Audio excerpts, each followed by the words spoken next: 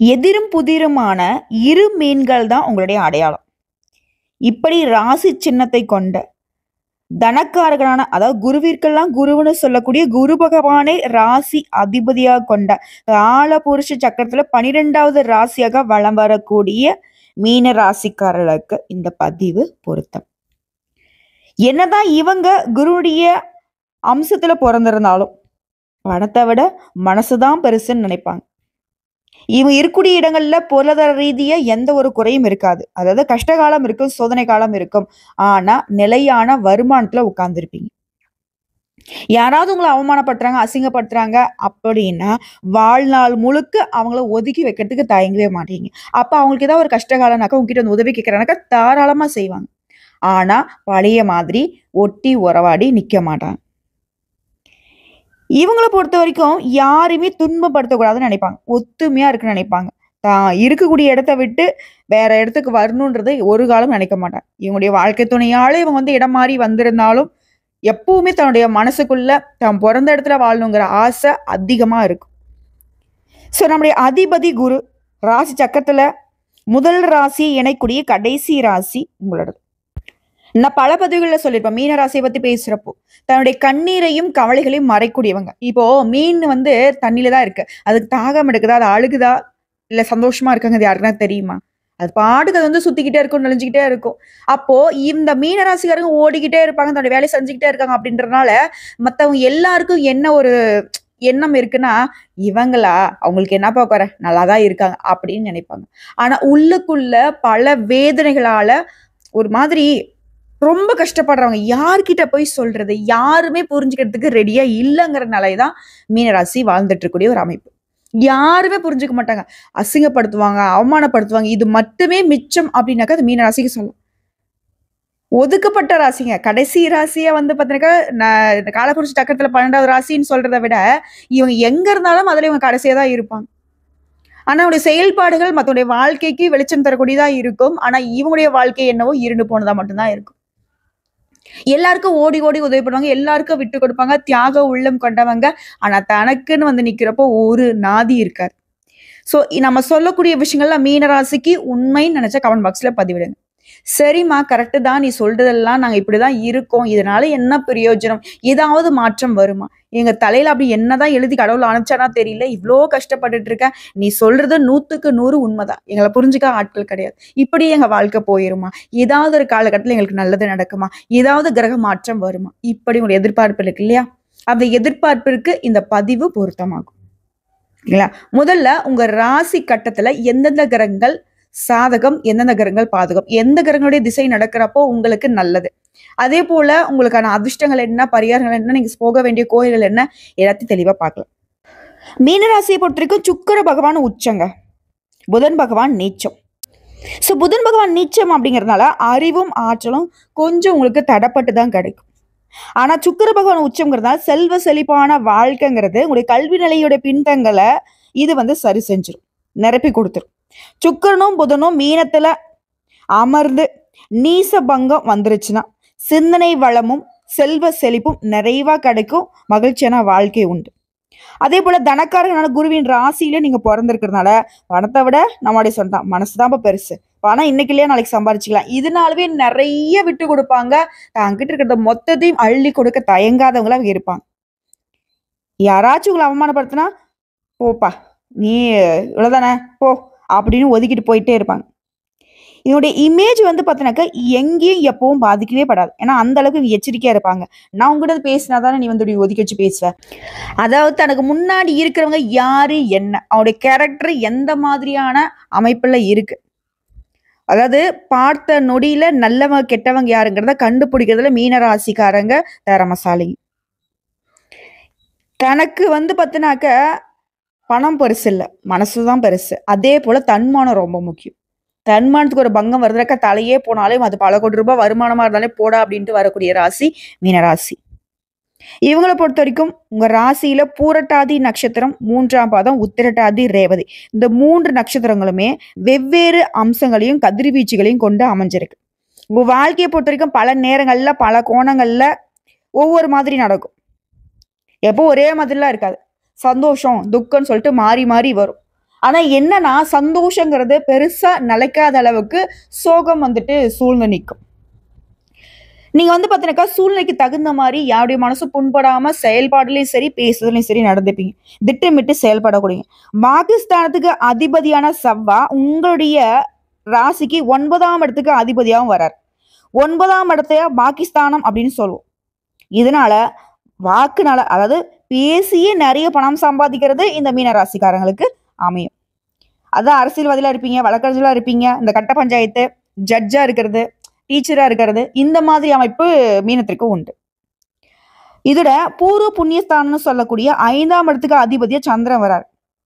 உங்க குழந்தைகள் பொறந்த உடனே உங்க வாழ்க்கை தரத்திலேயே மேம்பாடு ஏற்படும். இப்ப அந்த குழந்தை பொறந்தான்ப்பா, நான் நல்லா இருக்கேன்ப்பா அப்படின்னு சொல்லுவாங்க இல்லையா? அது போல. உங்கள வந்து பல பேர் வேலைன்னு பார்த்தோன்னாக்கா, ரொம்ப தூரம் போயிட்டு வேலை செய்ற மாரி தான் அமையும். ஏன்னா, மீன் என்னங்க பண்ணும்? நீந்திக்கிட்டே இருக்கும். அது போல தான். ஒரு இடத்துல உட்கார்ந்து நீங்க வேலை பார்க்க மாட்டீங்க. சொந்த ஊர்ல கூட வேலை அமையாது.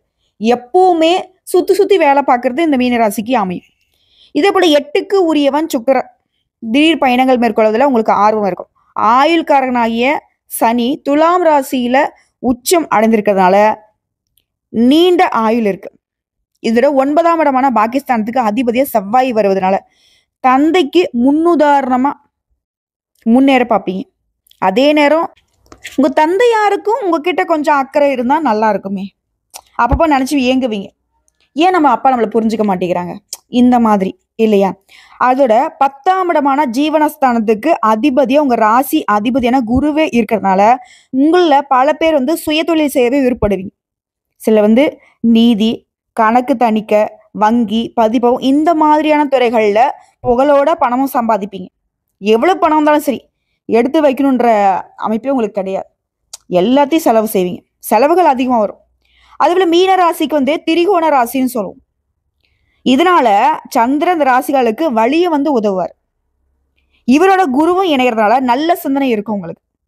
மீனம் வந்து 2 மீன்கள் கொண்ட ராசி இல்லையா? ஜலராசி, உபயராசி, பெண் ராசி, ஜீவராசி, பகல் ராசி, கொட்டையான ராசி, கர்ப்ப ராசி இப்படி பல மாற்றங்கள் உண்டு.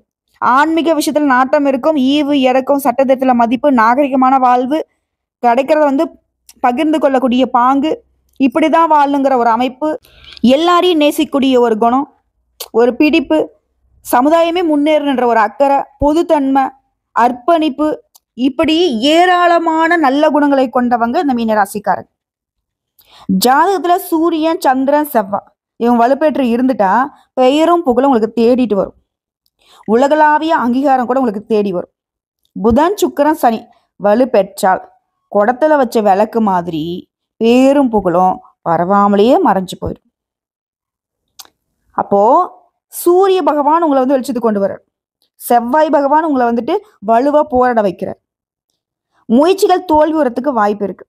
இந்த புதன், சுக்கிரன், சனி இவங்க 3 பேரும் வலு பெற்றுட்டா.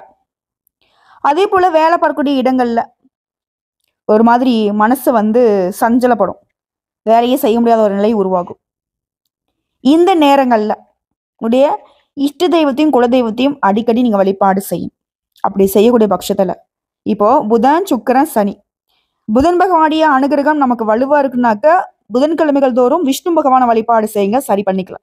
சனிக்கிழமைகள்ல சனீஸ்வர பகவானுக்கு தீபமேற்றி வழிபாடு செய்யுங்க. சுக்கிர பகவானை பொறுத்த வரைக்கும் மகாலட்சுமி தாயார் வழிபாடு செஞ்சா இந்த 3 கிரகங்களுடைய பாதிப்பையும் நீங்க அழகா சரி செஞ்சுக்கலாம்.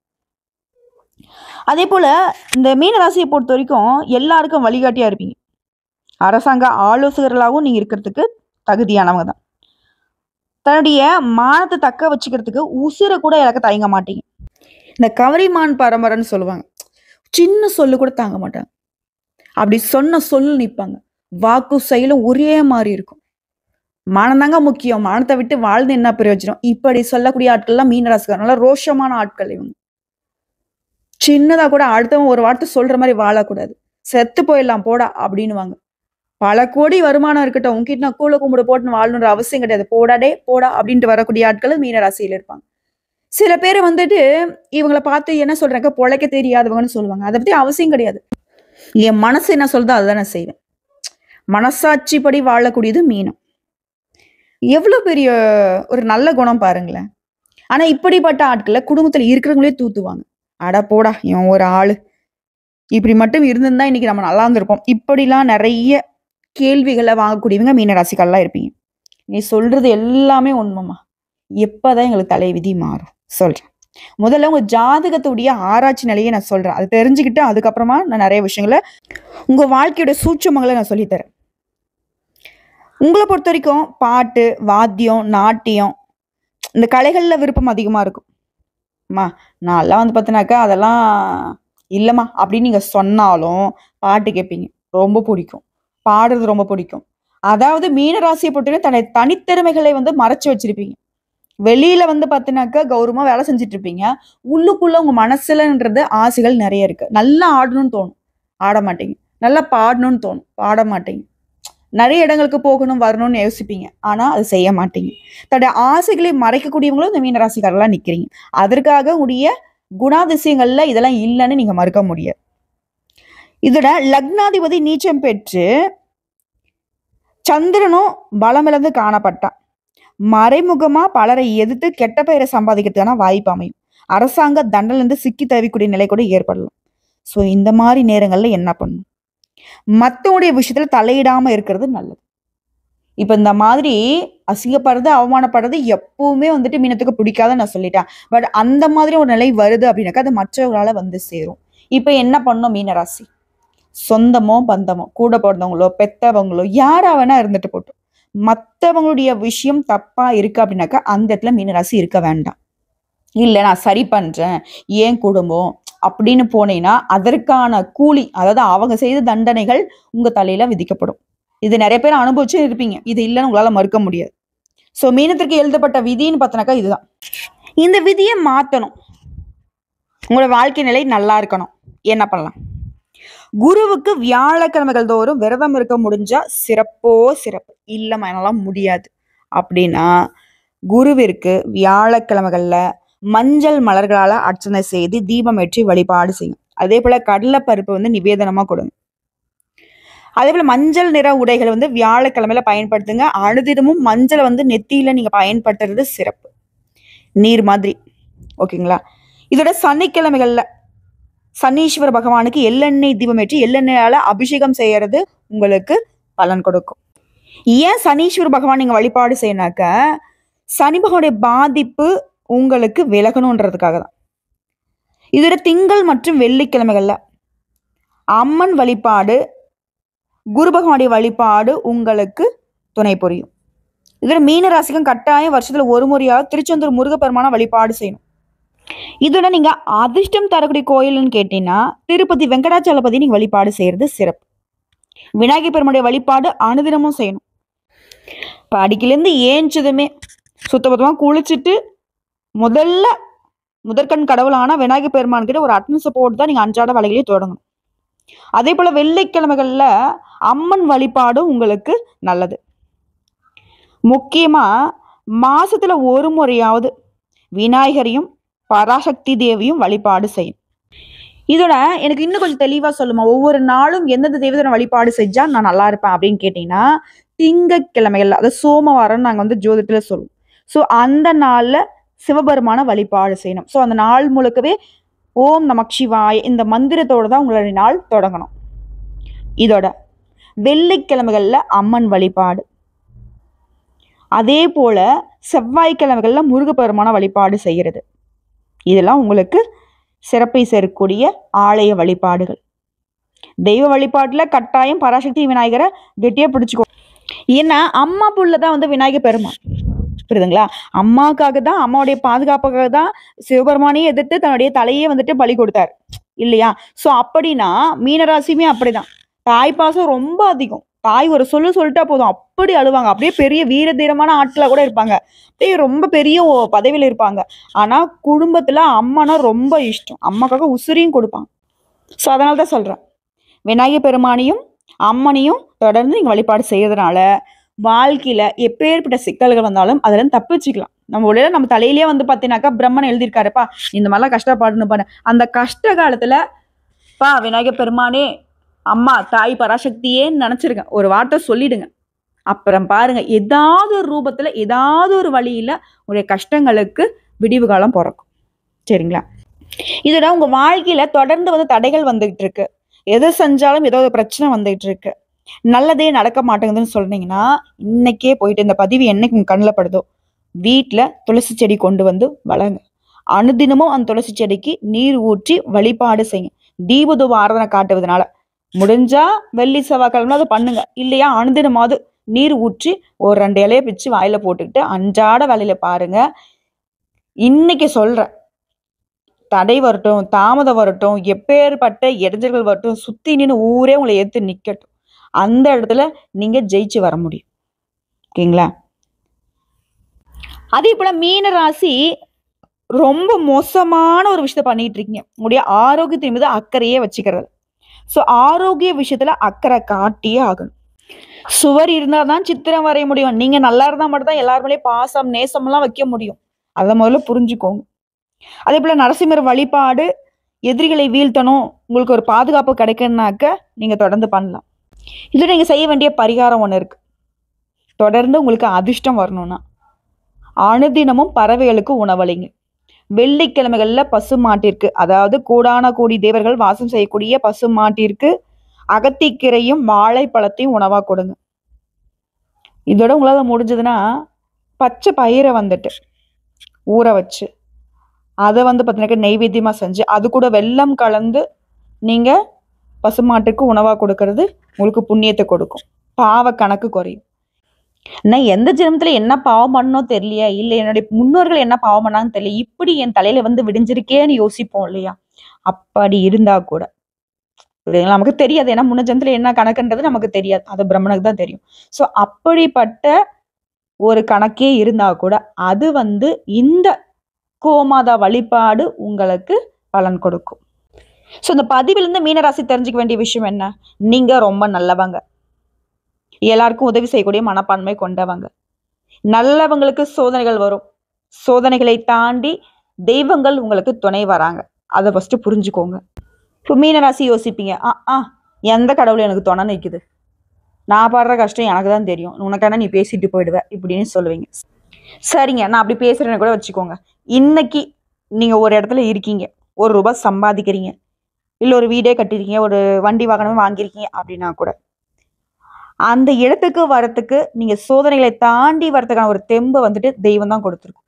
அது இல்லைன்னு உங்களால மறுக்க முடியாது. உங்க மனசுக்கு நெருக்கமான ஒரு தெய்வம் கண்டிப்பா உங்களுக்கு துணை வந்துகிட்டே இருக்கும். இப்போவும் நீங்க கஷ்ட காலத்துல நினைக்கக்கூடிய தெய்வம் அவங்களதான் இருப்பாங்க. ஸோ அந்த தெய்வம் தான் உங்களுக்கு அதிர்ஷ்ட தெய்வம். அதை ஃபர்ஸ்ட் புரிஞ்சுக்கோங்க. நான் சொல்லக்கூடிய விநாயகர் பெருமானும் அம்மனும் மற்றும் விஷ்ணு பகவானும் நரசிம்மர் பகவானும் இதோட முருகப்பெருமானும் இந்த தெய்வங்கள் அப்படிங்கிறது மீனராசிக்கு நான் பொது ஜாதகத்தை வச்சு சொல்லக்கூடிய விஷயம். இதோட உங்களை தனிப்பட்ட ஜாதகத்துல தனிப்பட்ட முறையில் நீங்க ஒரு தெய்வத்தை வழிபாடு செய்து அது வந்து உங்களுக்கு பலன் கொடுத்துருக்கும். அந்த தெய்வத்தையும் தொடர்ந்து வழிபாடு செய்யும். அனுதினமும் நினைங்க. மனுஷ மக்களை நினைச்சுதான் நம்ம கஷ்டப்பட்டுட்டோம், அசிங்கப்பட்டுட்டோம், அவமானப்பட்டுட்டோம். அவன் உதவி செய்வான், இவன் உதவி செய்வான், அவன் எனக்கு இருக்கான், இவன் எனக்கு இருக்கான், இல்ல அவனுக்காக நான் போய் நிக்கணும் செய்யணும்னு பண்ணி இப்படி எவ்வளவோ விஷயங்களால பாதிக்கப்பட்டு நின்னாச்சு. இனியாச்சு நம்ம திருந்தணும் இல்லையா? ஒரு மாற்றத்தை நம்ம வந்து ஏற்படுத்திக்கணும் இல்லையா? வரக்கூடிய வாய்ப்பை கரெக்டாக நம்ம பயன்படுத்திக்கணும் இல்லையா? ஸோ மீனராசிக்காரங்க இனி உங்களுக்காக கொஞ்சம் யோசிக்க ஆரம்பிங்க. உங்களுடைய வாழ்க்கை எந்த அளவுக்கு சிறப்பாக கட்டமைச்சுக்கணுமோ அதுக்கு திட்டம் போடுங்க. தன்னால நீங்க வளர்ந்தா உங்க சுத்தி இருக்கிறவங்க நல்லா இருப்பாங்க. உங்க பாக்கெட்ல ₹10 இருந்தா மட்டும்தான் நீங்க மற்றவங்களுக்கு உதவி செய்ய முடியும். ₹10 நீங்க சம்பாதிக்கிற வழியை பார்க்காம மற்றவன் சம்பாதிக்கிறதுக்கு போய் போய் போய் உதவி செஞ்சுக்கிட்டு இருக்கேன், அவனுக்காக நான் உழைச்சிக்கிட்டு இருக்கேன்னு நினைச்சீங்கன்னா கடைசியில நீங்க செய்த உதவிகளுக்கே அர்த்தம் இல்லாம போயிடும். ஸோ இந்த பதிவை பொறுத்த வரைக்கும் மீனராசிக்கு ஒரு வெளிச்சத்தை கொடுத்துருக்கும், ஒரு தெளிவை கொடுத்துருக்கும் இல்லையா? ஸோ ஒட்டு மொத்தமா இந்த பதிவுங்கிறது உங்களுக்கு கடுகளவாவது உதவிகரமா இருந்திருக்குன்ற நம்பிக்கையோட பதிவை முடிச்சுக்கிறாங்க. நாளும் பொழுதும் நல்லதாகவே இருக்கட்டும். உங்களுக்கு நாள் என் செய்யும் கோள் என் செய்யும் சொல்ற மாதிரி தெய்வ அனுகூலத்தினால மீனராசிக்கு வாழ்க்கை சிறப்பாக அமையட்டுங்க. வாழ்த்துக்கள். வாழ்க வளமுடன். என்றென்றும் பேரோடையும் புகழோடையும் நிலைத்த செல்வம் செல்வாக்கோடையும் உடைய எண்ணங்கள் எல்லாமே ஈடேறி உங்க வாழ்க்கை என்னென்னைக்கும் வளமாகவே இருக்கட்டுங்க. வாழ்த்துக்கள், வாழ்த்துக்கள், வாழ்த்துக்கள்.